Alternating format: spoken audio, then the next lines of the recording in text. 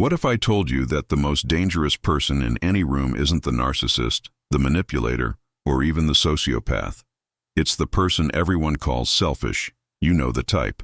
Puts themselves first, sets boundaries that seem harsh, says no without explanation or guilt. Society calls them selfish. Nietzsche called them something else entirely. And by the end of this video, you'll understand why this person terrifies everyone around them, including you. Or maybe you're that selfish person that everyone judges. But first, let me show you exactly what I mean. You walk into a coffee shop and see two people. At one table, there's Sarah, volunteering for the 5th charity event this month, exhausted but smiling, always there for everyone. Classic selfless hero. At another table, there's David, who just declined helping someone move, looking perfectly content with his book, hasn't apologized once for prioritizing his own time. Who would you bet on to live a fulfilling life? Hold that thought, because what I'm about to tell you will flip everything you believe about selfishness. David just set a boundary that will preserve his mental health for decades. Sarah is burning out so badly, she'll be in therapy by next year. David makes decisions based on his actual values and energy. Sarah is optimizing her life around other people's approval. So why does everyone think Sarah is the good person and David is the bad one? Here's the uncomfortable truth. You judge David because he threatens everything you believe about how morality works. Nietzsche spent his entire life studying people like David, and what he discovered was this: society doesn't fear selfish people. We fear the intelligently selfish person because they prove that everything we've been taught about virtue and sacrifice is a lie designed to control us. But here's what Nietzsche knew that nobody talks about. The intelligently selfish person isn't actually selfish in the way you think. They're operating from a completely different moral framework. While everyone else is sacrificing themselves for approval, they're building something that actually matters. And that framework, that's exactly what will change your perception. But to understand why, we need to dig into the one thing that makes people more uncomfortable than anything else. Nietzsche wrote, "The individual has always had to struggle to keep from being overwhelmed by the tribe." But what happens when one person refuses to be overwhelmed the way you expect? If you've ever felt guilty for putting yourself first, this video is for you. Like, subscribe, and let's destroy the myth of selflessness together. Leave a comment about the last time you felt guilty for being selfish, and whether you still think you were wrong. That's the intelligently selfish person. They're a walking contradiction that breaks your brain. Cares deeply about specific people but won't sacrifice themselves for strangers. Has strong values but won't perform them for social media. Sees their own well-being as non-negotiable but isn't cruel or callous. And this terrifies us because if virtue doesn't require self-sacrifice, if being good doesn't demand putting everyone else first, if morality doesn't need the performance of martyrdom, then what does that say about the exhausting performance of selflessness you've been running your entire life? But here's where it gets really interesting. Nietzsche discovered something that explains why this person makes you so uncomfortable, and it has nothing to do with selfishness. Remember that uncomfortable feeling you get around the intelligently selfish person? Nietzsche had a name for it, and once you understand what it is, you'll never see morality the same way again. Quick question: when was the last time you sacrificed something for someone else? Not because you wanted to, not because it aligned with your values, not because it genuinely helped someone you care about, but because you needed to prove you're not a bad person. Can't remember making that distinction? That's the problem. Nietzsche discovered that our obsession with selflessness isn't about helping others. It's about avoiding being seen as bad, worthless, or immoral. He called this slave morality, the moral system we're taught that's designed to make us easier to control. And in our culture, the biggest tool of control is calling self-interest selfish and making you feel guilty about it. But here's what Nietzsche knew. We perform selflessness. We sacrifice our time. We drain our energy helping people who don't appreciate it and post about it online. Not because it creates good outcomes, but because we're terrified of what happens if we stop. Think about your last act of supposed selflessness. Did it actually help the person? Or did it help your image of yourself as a good person? The intelligently selfish person doesn't perform goodness. They don't prove their worth through self-sacrifice. They don't even pretend to care about everyone equally. And somehow, this is the part that breaks people's brains. They often do more actual good than people who claim to be selfless. Nietzsche wrote, "The snake which cannot cast its skin has to die. As well, the minds which are prevented from changing their opinions, they cease to be mind." What irritates you about the intelligently selfish person is that they cast off the skin of performing for others, that they change their opinion about what virtue means, that they're not following the moral rules you've been forced to follow, that they're not sacrificing their present for other people's comfort, that they're not treating their life like it belongs to everyone else. But what if they're not the immoral ones? What if the problem is actually the moral system you've been sold? Let me show you something that Nietzsche discovered about human nature that explains why this person accomplishes more while appearing to give less. Here's what the morality preachers don't want you to know. Your authentic power comes from serving yourself first, not last. Everything you've been taught about how morality works is backwards. Nietzsche wrote, "The essence of all beautiful art, all great art, is gratitude." But you cannot create anything beautiful or great when you're depleted from serving everyone else. The creative person, the builder, the visionary, they all protect their energy like it's sacred, because it is. Einstein wasn't volunteering at soup kitchens when he developed relativity. Tesla wasn't helping neighbors move when he envisioned alternating current. Nietzsche's greatest works came during periods others called selfish isolation. So what's really happening in the intelligently selfish person's life while you think they're being cold and uncaring? They're not abandoning people who need them. They're not being cruel or callous. They're doing something most people never access. They're protecting their capacity to create value rather than performing the appearance of virtue. While you're forcing yourself to say yes to everything and everyone, they're making strategic decisions about where their finite energy creates maximum impact. This is why their contributions seem disproportionate to their visible effort. They're not spreading themselves thin, trying to be everything to everyone. They're going deep where it matters. Remember David from the coffee shop? While Sarah was exhausting herself volunteering for her 5th event, David was finishing a book that will influence thousands. His apparent selfishness was actually the only way that book gets written. Nietzsche called this will to power. Not power over others, but power to create, to build, to manifest your potential. But here's the really crazy part. This process requires saying no constantly. It requires disappointing people regularly. It requires accepting that some people will call you selfish and being okay with that. And that's exactly why society fears the intelligently selfish person, because they've tapped into something that can't be guilted, can't be shamed, and can't be manipulated into self-abandonment. Nietzsche believed that he who has a why to live can bear almost any how. The intelligently selfish person has a clear why. And that why is not be liked by everyone, or never disappoint anyone, or always put others first. That clarity gives them access to something that all the people-pleasing in the world can't provide: focus, direction, impact. But it also makes them a threat to something much bigger than individual relationships. Now we get to the real reason society fears the intelligently selfish person. And it's not what you think. This isn't about individual morality. This is about control. Nietzsche wrote, "In individuals, insanity is rare, but in groups, parties, nations, and epochs, it is the rule." But the intelligently selfish person isn't participating in group insanity. They're watching from outside, and that's terrifying to anyone who profits from your compliance. Think about it. Our entire moral system depends on one belief, that your worth comes from how much you sacrifice for others.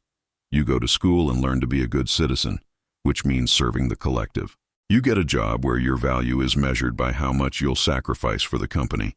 You're told that good people volunteer, good people give, good people put themselves last. The intelligently selfish person looks at this system and asks one simple question: why should I destroy myself to serve a system that doesn't serve me? And nobody has a good answer. They have self-interest without guilt, boundaries without apology, priorities without shame. This makes them uncontrollable. Uncontrollable people are dangerous to systems that depend on your self-sacrifice. But here's the deeper fear that keeps people up at night. What if the intelligently selfish person is right? What if self-sacrifice isn't virtue but self-destruction? What if putting yourself first is actually the only way to create real value? What if the people demanding your selflessness are exploiting you? If that's true, then millions of people have been suffering for nothing. They've been sacrificing their dreams, their health, and their potential for a moral system that was never designed to serve them. It was designed to make them easier to exploit.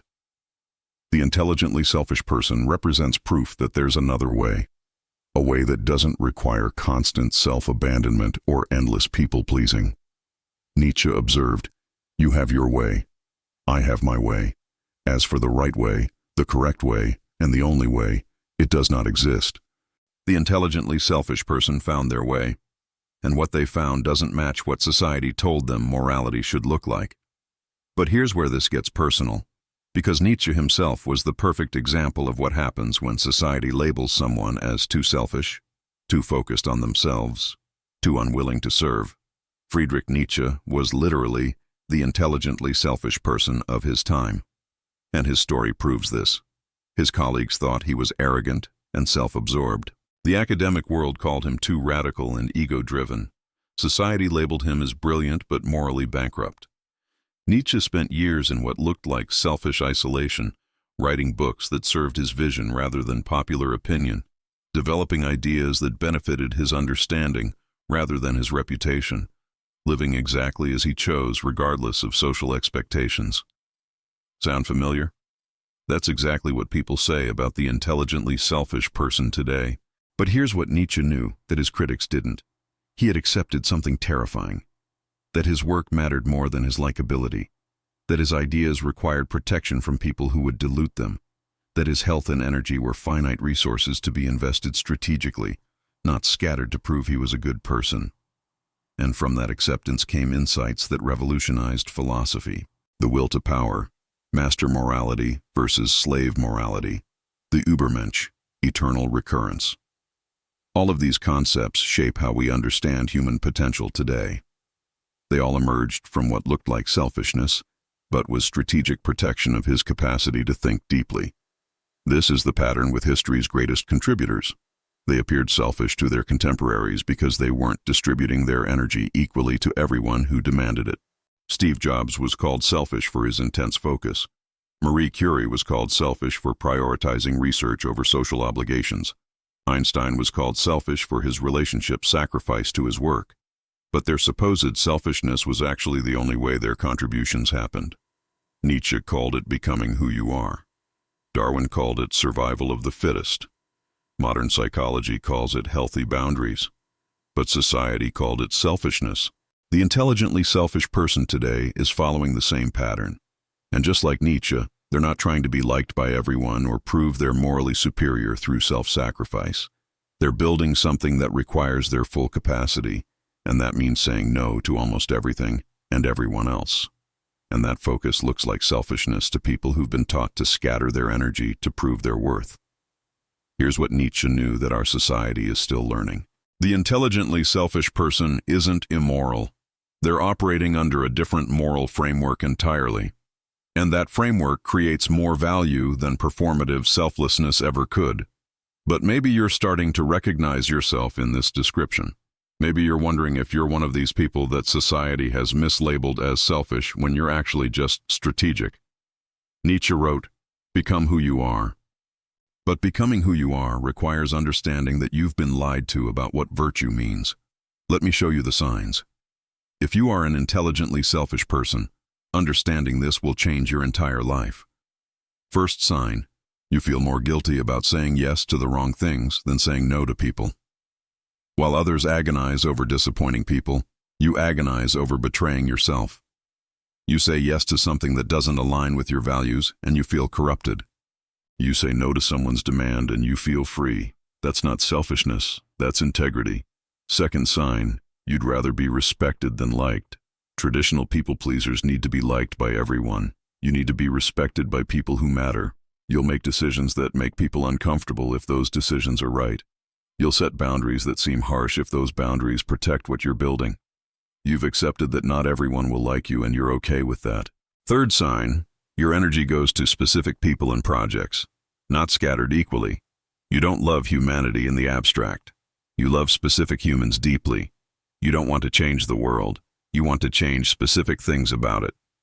When people call this selfish, you think, no, this is focused. Sound familiar? That's not limited compassion. That's strategic impact. Fourth sign. You've been told you're intense, too much, or intimidating. Because you don't dilute yourself to make others comfortable. You bring your full self to what matters to you, and nothing to what doesn't. This makes people uncomfortable because they're used to everyone performing participation in things they don't care about. You refuse to perform. Fifth sign.